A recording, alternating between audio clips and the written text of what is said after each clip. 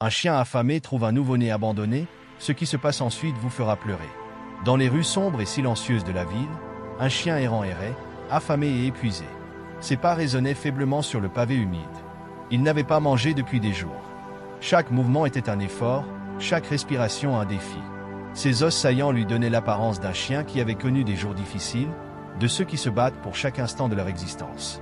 Le chien s'appelait Max, un petit terrier croisé, au pelage sale et emmêlé. Il avait été abandonné dans la rue, sans famille, sans foyer, livré à lui-même. Ses yeux, bien que fatigués, brillaient d'une lueur d'espoir. Dans son esprit, une pensée persistait, survivre, coûte que coûte. Le vent soufflait, la pluie tombait comme une bénédiction froide sur sa peau. Max n'était pas certain de ce qu'il cherchait. Peut-être de la nourriture, peut-être un endroit sûr pour se reposer. Mais ce soir-là, le destin avait d'autres plans pour lui. Au coin de la rue, un cri perça la nuit. Un cri faible, presque inaudible, comme un appel désespéré. Max s'arrêta net.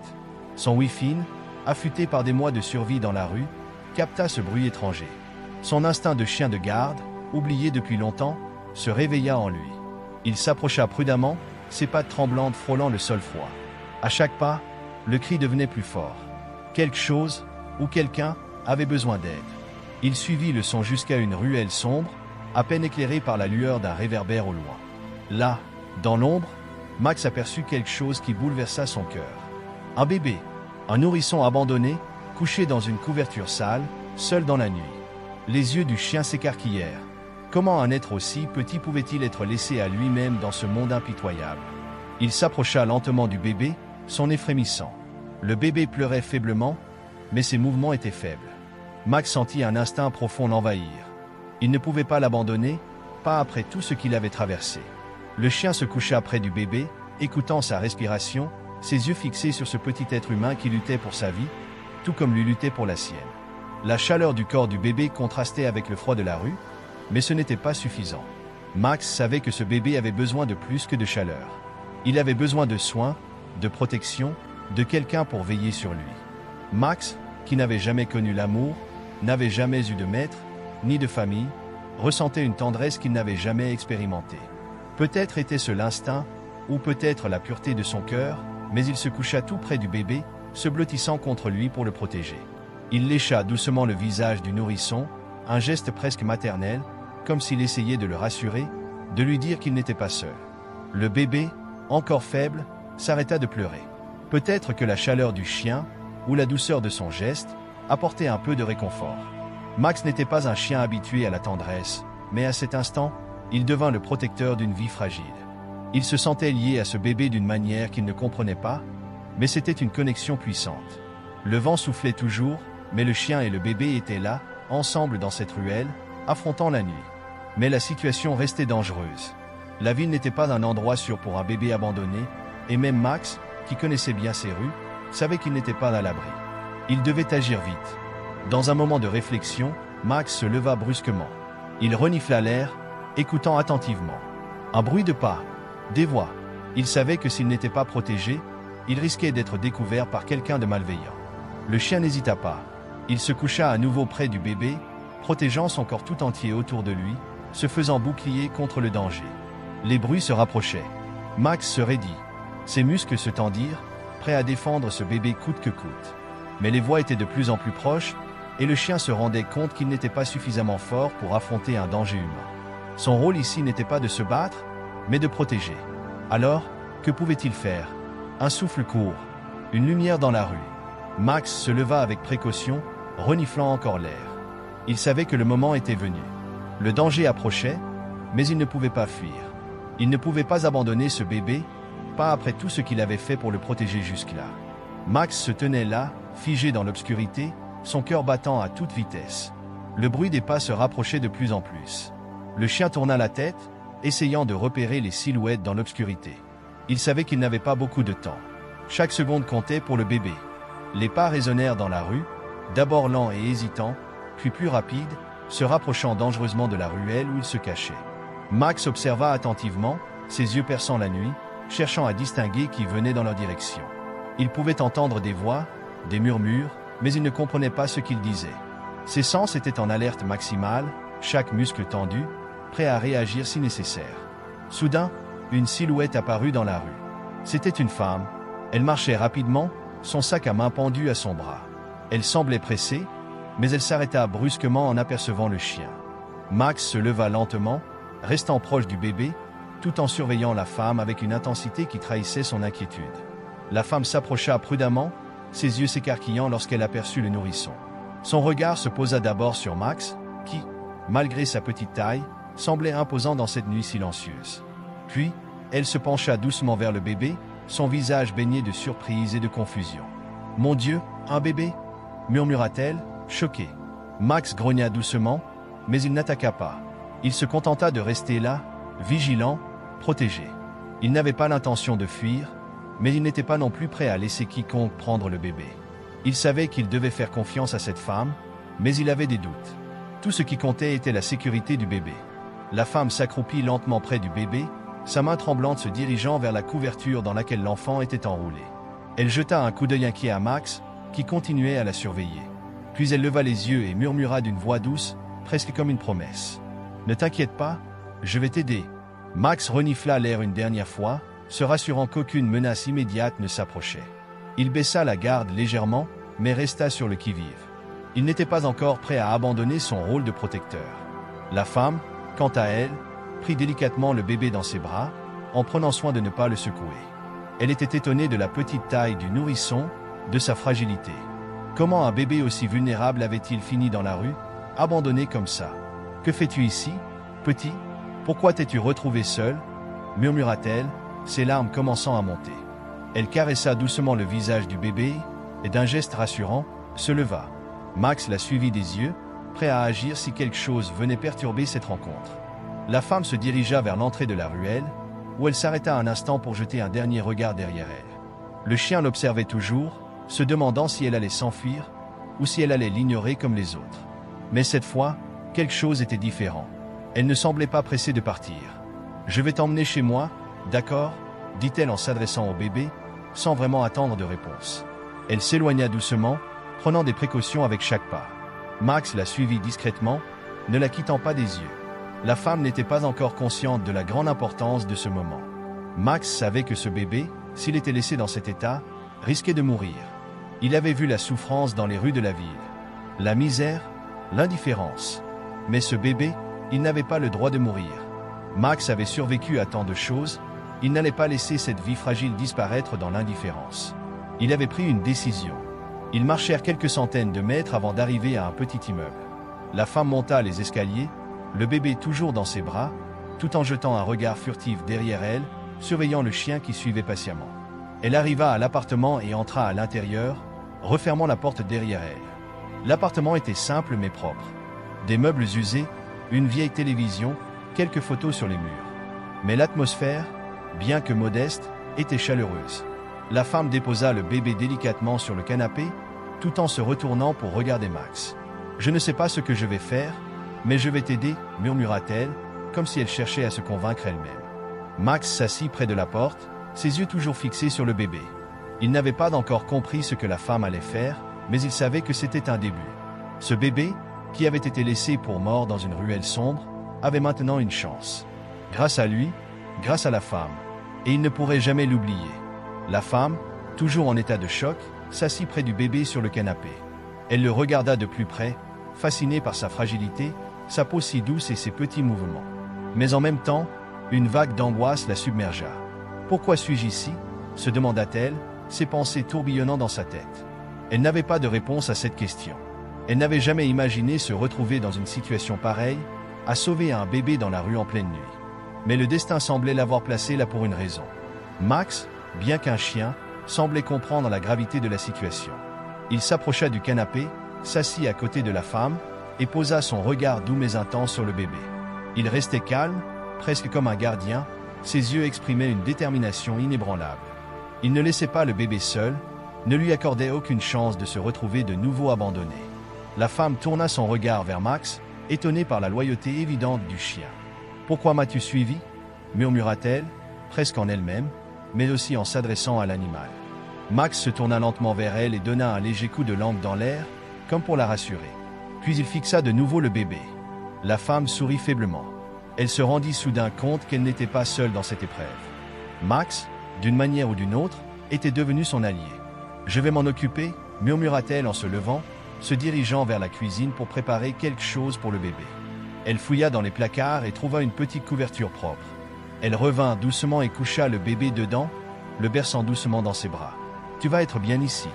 Je te promets de t'aider. » Le bébé commença à pleurer doucement, un cri faible mais désespéré, comme s'il savait que l'espoir était maintenant à portée de main.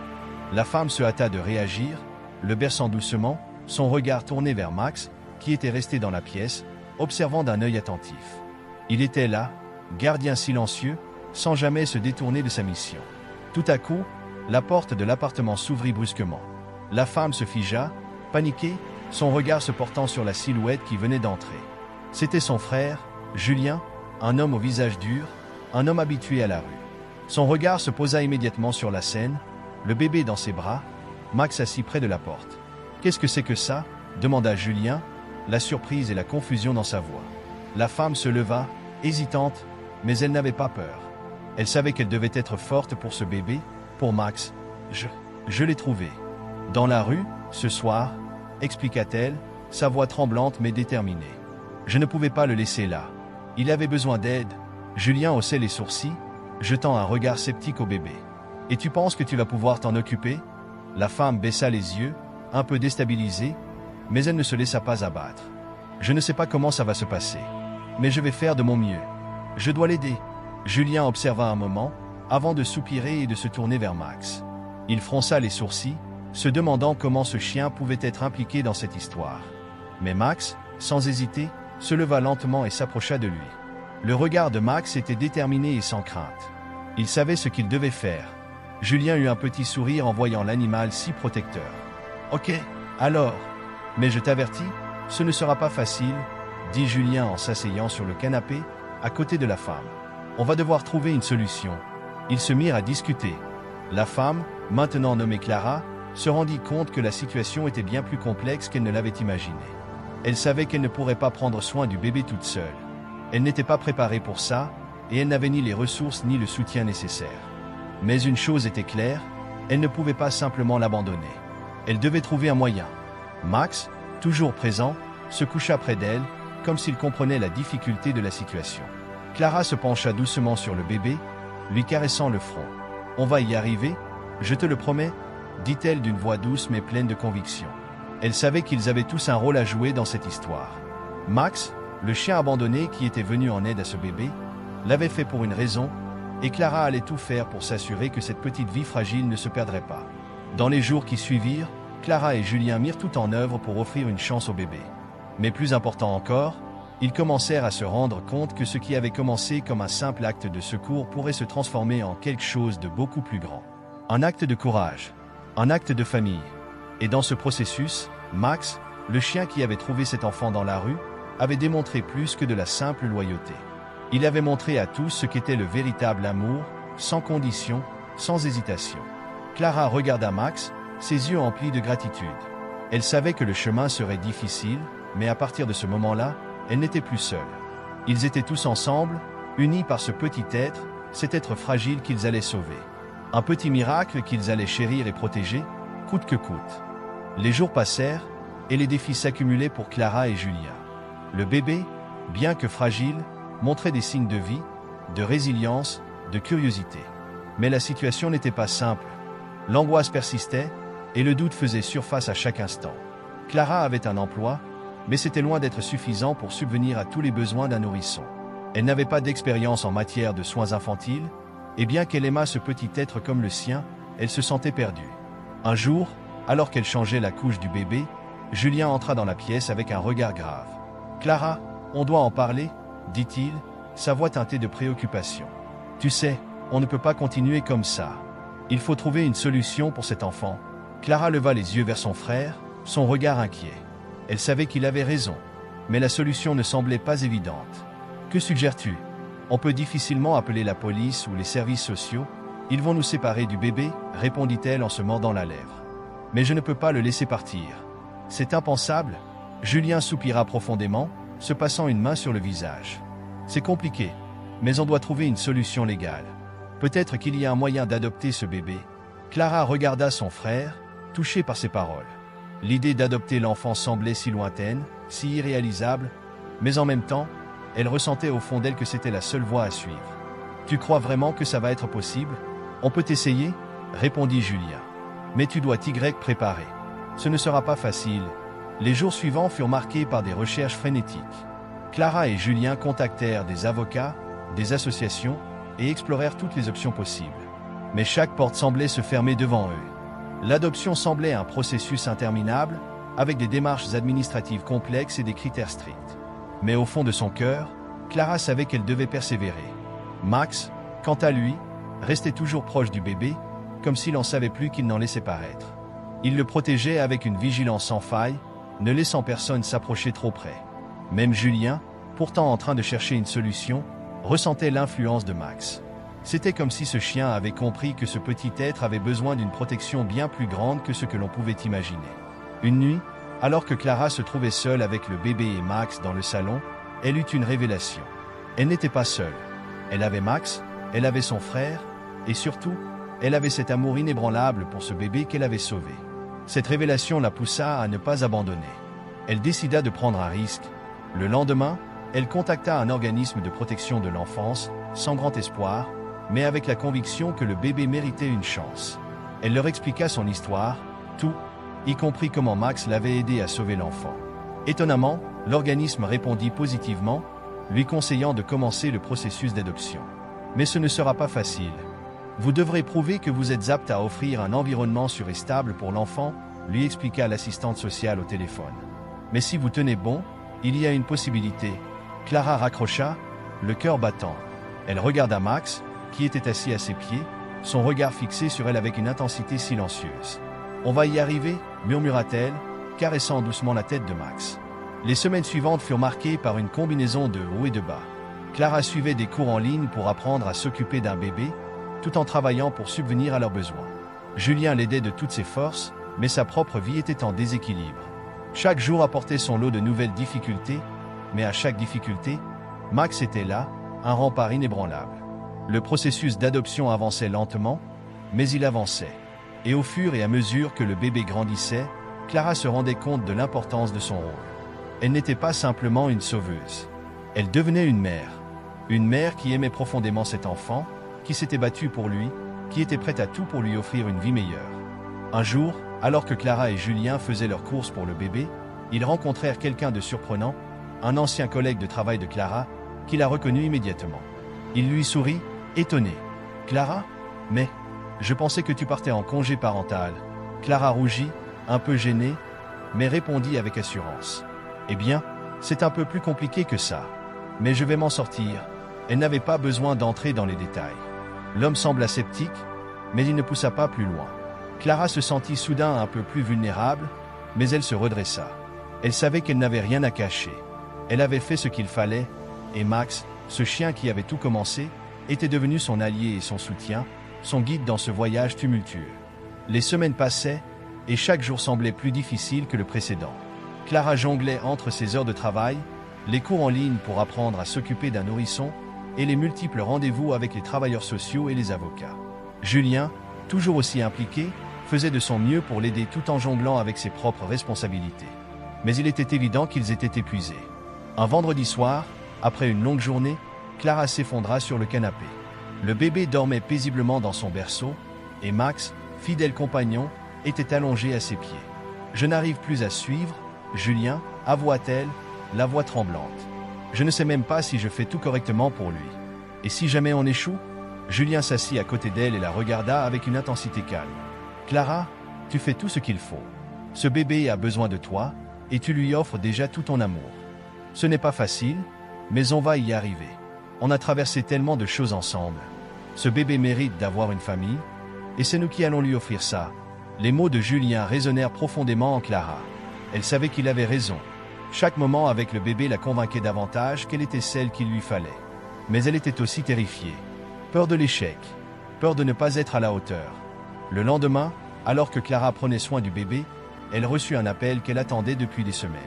C'était l'avocat qu'ils avaient consulté pour voir s'il pouvait accélérer le processus d'adoption. « Clara, Nous avons une réponse de la part de l'État, dit-il au téléphone. Il y a des complications, mais il y a aussi des bonnes nouvelles. Vous devez venir à notre bureau demain pour en discuter. Clara raccrocha, le cœur battant. Elle était partagée entre l'espoir et l'incertitude. Elle avait l'impression de se retrouver à un carrefour décisif.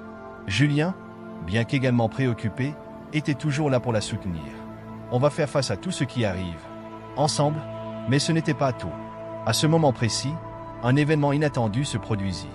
Max, qui était habituellement calme, se mit à aboyer fortement et à courir autour de la maison, agité. Clara se leva précipitamment, surprise par son comportement. « Qu'est-ce qui t'arrive, Max » demanda-t-elle, inquiète. Elle observa le chien, qui semblait avoir repéré quelque chose. Ses aboiements incessants ne cessaient pas. C'est alors qu'une silhouette familière apparut dans l'embrasure de la porte. Un homme, l'ancien propriétaire de Max. Le cœur de Clara s'arrêta un instant. C'était un homme qu'elle n'avait pas vu depuis des années, un homme qui avait perdu Max après des circonstances dramatiques. Max l'avait quitté de son propre chef, mais maintenant cet homme était de retour. « Max » L'homme s'approcha du chien, son regard rempli de remords et de regrets. « Je suis venu chercher mon chien. Je suis désolé. Il m'a échappé il y a longtemps, mais je veux le récupérer. » Clara était choquée. Elle n'avait jamais imaginé que cela arriverait.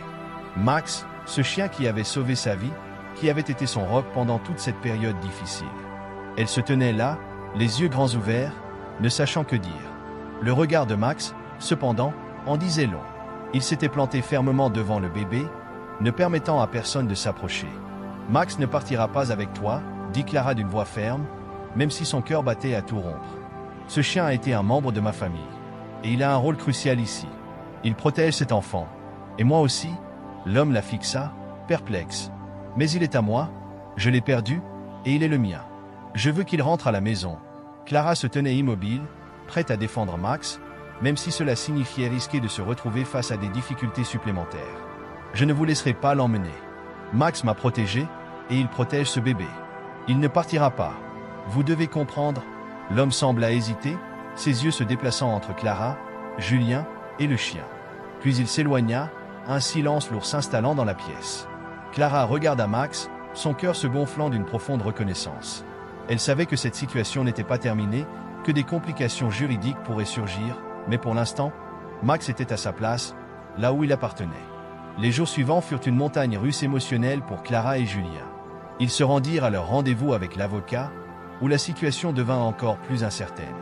Bien que le processus d'adoption fût en cours, les défis étaient de plus en plus nombreux. Mais rien ne semblait pouvoir ébranler la détermination de Clara à sauver ce bébé. Et elle n'était plus seule. Elle avait Max. Les jours passaient, et Clara et Julien commençaient à se rendre compte à quel point ils dépendaient l'un de l'autre pour naviguer dans cette situation de plus en plus compliquée. Le processus d'adoption n'était plus simplement une question de paperasse et d'attente, c'était devenu un combat, un qu'ils devaient mener sur plusieurs fronts. Ils savaient qu'ils ne pouvaient pas le faire seuls.